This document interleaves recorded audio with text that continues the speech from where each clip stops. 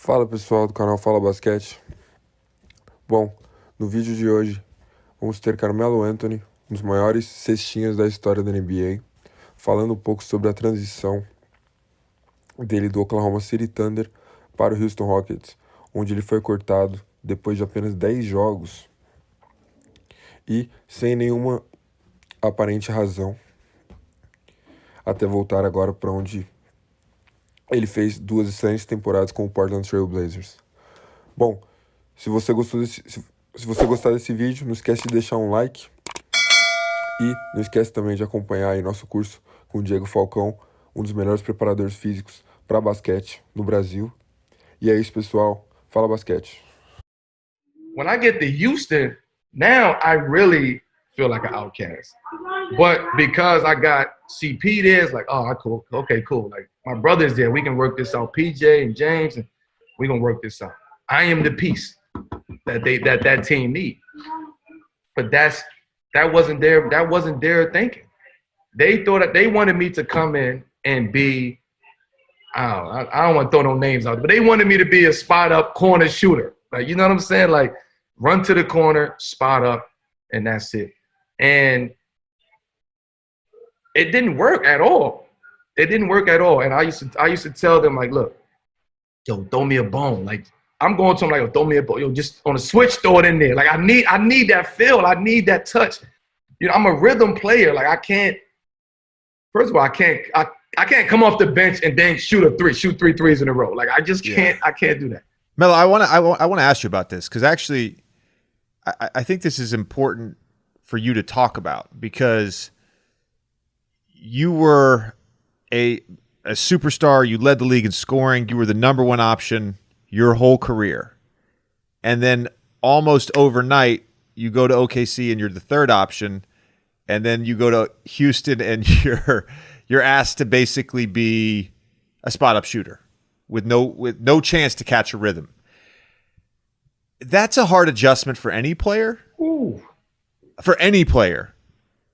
But I would imagine like the actual basketball part. The mental part I can't imagine because you know that's your own mind, but the basketball part it had to be incredibly difficult.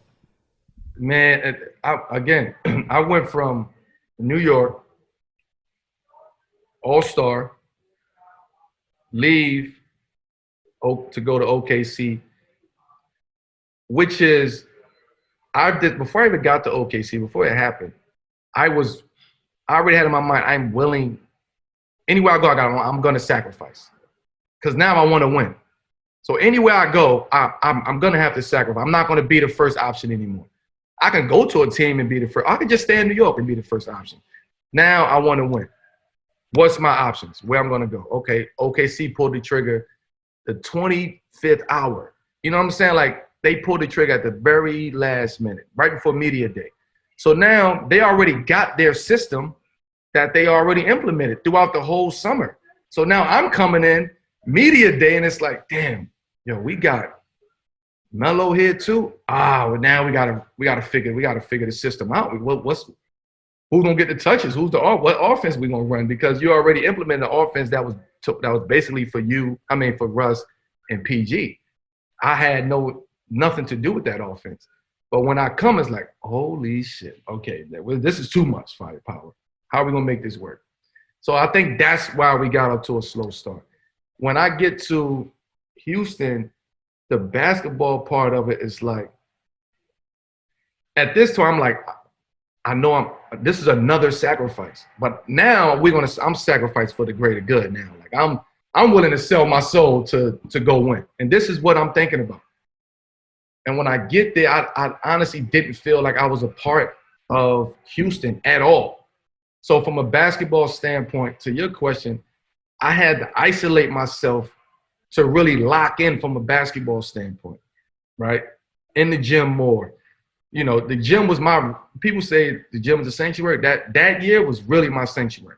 You know, John Lucas in the gym with me before practice, after practice, before shoot around, after games, before, like it was, the work ethic was different, but I know I needed that for my own basketball psyche. Like because I was already starting to doubt myself. Like, damn, like, is this who I am now?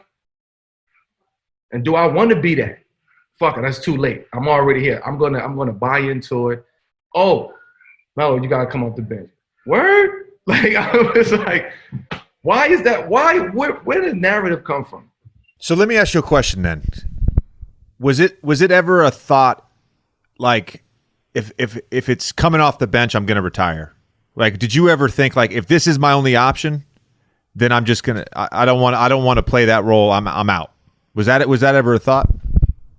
No, it never was. I'm not doing it. Never was that.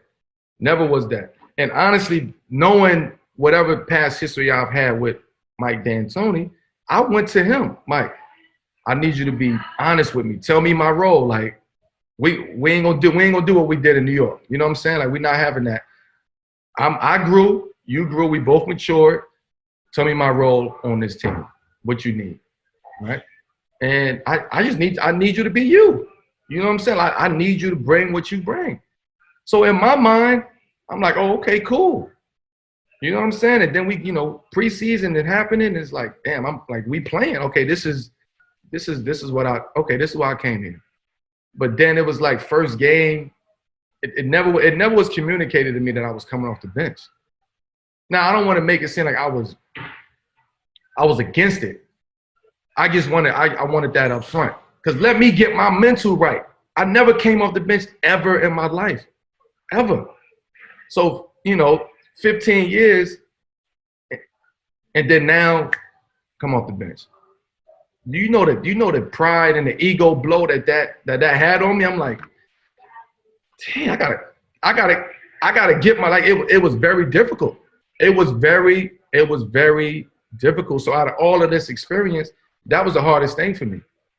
That was the hardest thing, to stay in it mentally and emotionally. The basketball part of it, that was gonna happen. That wasn't gonna change. But the mental part and emotional part was the hardest part that I had to deal with. And by the time that they let me go in Houston, which was only after 9 games, that's when I was just starting to accept my role. I was just getting comfortable in accepting my role. Like, I'm coming off the bench. Let me try to make this fun. You know what I'm saying? Let me make this fun. Let me go ride the bike before the game. Let me get the crowd into it. Let me wave the towel for the first couple minutes of the game. I had to start psyching myself out to try to get myself going and prepared for coming off the bench. So call my number, Melo, come on, let's go. I'm running to the table. You know what I'm saying? So I had to do all of that to psych myself up.